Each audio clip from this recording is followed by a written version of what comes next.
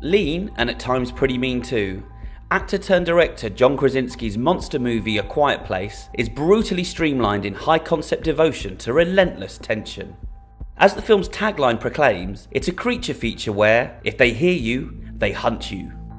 Without any preamble, a harrowing prologue throws us into day 89 of a nightmarish dystopia as our family of protagonists silently scavenges an abandoned town looking for medical supplies when something terrible occurs. This personal trauma hangs over the rest of the film, perhaps explaining why, in a climate where sound equals death, the parents choose to have another baby. Hardly the quietest of enterprises. In the meantime, they've ingeniously adapted to a near-silent life, living mainly underground or lining paths to their farm with footstep-deadening sand.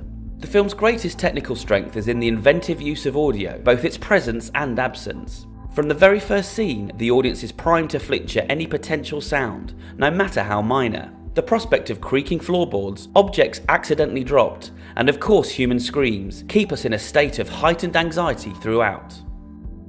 Many scenes unfold without an actual soundtrack, and the minimalist approach is highly effective, while the creature design is also impressive. At this advanced stage in movies, comics and games, it's increasingly hard for pop culture to come up with original, yet still scary monsters. Against all odds, A Quiet Place produces something admirably new. Without spoiling them here, clearly much thought went into the concept of orally guided antagonists. Krasinski and real-life wife Emily Blunt's natural chemistry shines through as the couple in question, particularly in their rare intimate scenes together, and the two child actors are convincingly vulnerable. In fact, if there's a subtext to this story, it concerns parental fears and the dangers of an inability to communicate that we can all recognise.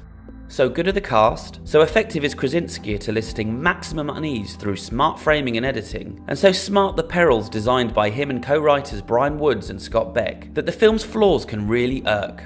The wider world and drip-feed of backstory aren't all that convincing, and for a film so dependent on its central sound-driven idea, details are sometimes conveniently inconsistent.